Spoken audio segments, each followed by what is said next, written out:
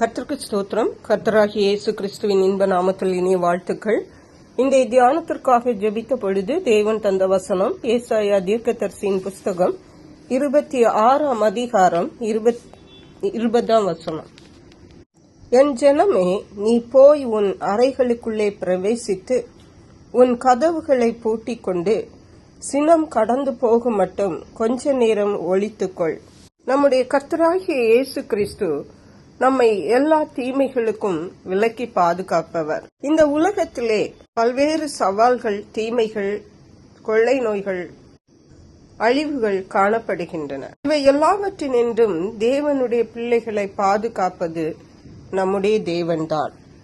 ஆகவேதான் தன்னுடைய ஜனத்திற்கு சொல்லுகிறார், என் ஜனமே, நீ போய் உன் அறைகளுக்குள்ளே பிரவேசித்து உன் கதவுகளை பூட்டிக் கொண்டு சினம் கடந்து போக மட்டும் கொஞ்ச நேரம் ஒளிந்து கொள். நாம் ஒளிந்து கொள்ள வேண்டும் என்று தேவன் சொல்லுகிறார். எங்கே என்றால் அறை வீட்டுக்குள்ளே தாழ்பால்களை போட்டுக்கொண்டு நாம் ஒளிந்து கொள்ள வேண்டுமா? புதிய பாட்டிலே வாசிக்கிறோம், ஜெபம் பண்ணும்போது அறை வீட்டுக்குள்ளே பிரவேசித்து கதவை அடைத்து தாழ்பால் போட்டு நாம் தேவனிடம் ரகசியமாக ஜெபிக்க வேண்டும் என்று சொல்லப்பட்டிருக்கிறது. அந்தரங்கத்திலே ஜெபிக்க வேண்டும் என்று சொல்லப்பட்டிருக்கிறது. நாம் ஒளிந்து கொள்ளுகிற அனுபவம் இதுதான்.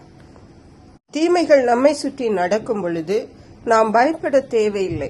பக்கத்தில் 1000 பேரும் வலதுபுறத்தில் 10,000 பேர் விழுந்தாலும் அது உன்னை அணுகாது. ஆனால் தேவனுடைய பிள்ளைகள் சும்மா இருக்கக்கூடாது. அறை வீட்டுக்குள்ளே போய் கதவை பூட்டி ஒளிந்திருக்க வேண்டும். தேவனை நோக்கி கூப்பிட வேண்டும். நீதிமொழிகளின் புஸ்தகம் 18ஆம் அதிகாரம் 10ஆம் வசனம் சொல்லுகிறது, கர்த்தரின் நாமம் பலத்த துருகம், நீதிமான் அதற்குள் ஓடி சுகமாயிருப்பான். நாம் ஒளிந்து கொள்ள வேண்டிய இடம் கர்த்தரின் நாமம். ஏனென்றால் ஒவ்வொரு தேவனுடைய பிள்ளைகளுக்கும் கர்த்தருடைய நாமம் பலத்த துருகமாயிருக்கிறது. நாம் நினைக்கலாம், இந்த உலகத்திலே நமக்கு காவலாளிகளை வைத்தால் அல்லது பெரிய ஆயுதம் ஏந்திய படை வீரர்களை வைத்தால் நமக்கு நல்ல பாதுகாப்பு இருக்கும் என்று, அல்லது மலைகளிலும் குகைகளிலும் நாம் போய் ஒளிந்து கொண்டால் பாதுகாப்பு கிடைக்கும் என்று பல்வேறு யுக்திகளை நாம் பயன்படுத்தலாம். ஆனால் அவைகள் ஒன்றும் ஒரு நாளையிலே நமக்கு உதவி செய்ய முடியாமற் போய்விடும். ஆனால் கர்த்தரின் நாமம் தேவனுடைய பிள்ளைகளுக்கு பலத்த துருகமாயிருக்கிறது. ஆகவே நீதிமான் அதற்குள் ஓடி சுகமாயிருப்பான். நாம் கர்த்தருக்கு பிரியமாயிருக்கும் பொழுது அந்த கர்த்தரின் நாமம், இயேசு என்ற நாமம் நமக்கு பலத்த துருகமாயிருக்கும். ஹல்லேலூயா. அதற்குள்ளே நாம் ஓடி சுகமாயிருக்க வேண்டும். அது எப்படி ஓடி சுகமாயிருப்பது? இயேசு கிறிஸ்துவிலே நாம் அன்பு கூற வேண்டும். அவர் கொடுத்த கற்பனைகளை கைக்கொள்ள வேண்டும். முதலாவது தேவனிடத்தில் முழு இருதயத்தோடு, முழு ஆத்மாவோடு, முழு பலத்தோடு அன்பு கூற வேண்டும்.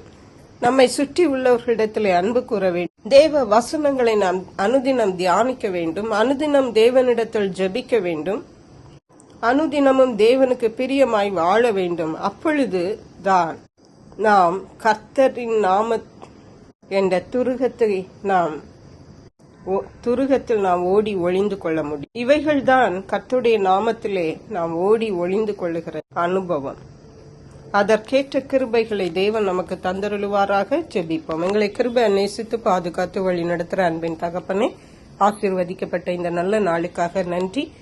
இந்த நாளிலும் என் ஜனமே அறை வீட்டுக்குள் போய் ஒளிந்து கொள், கதவுகளை மூடி கொஞ்ச நேரம் ஒளிந்து கொள் என்று சொன்னதே இயேசு கிறிஸ்துவின் நாமம் ஆகிய அரணுக்குள் எங்கள் ஒவ்வொருவரையும் வைத்து பாதுகாக்கிறபடியால் நான் அனுதினமும் நாங்கள் கர்த்தருக்கு பிரியமாய் வாழ உதவி செய்வீராக. நன்றி பரிசுத்த ஆவியானவரே. கன மகிமை மக்கை செலுத்துகிறோம். இயேசு கிறிஸ்துவின் இன்ப நாமத்தில் ஜெபிக்கிற அன்புள்ள பரமபிதாவே, ஆமென். இயேசு கிறிஸ்துவின் சுவிசேஷம் ஒவ்வொருவரையும் சென்றடையும்படியாக இந்த செய்தியை உங்கள் நண்பர்களுக்கு அனுப்பி வைக்குமாறு தாழ்மையுடன் கேட்டுக்கொள்ளுகிறேன். கர்த்தர் தாமே உங்கள் அனைவரையும் அபரிதமாய் ஆசீர்வதிப்பாராக.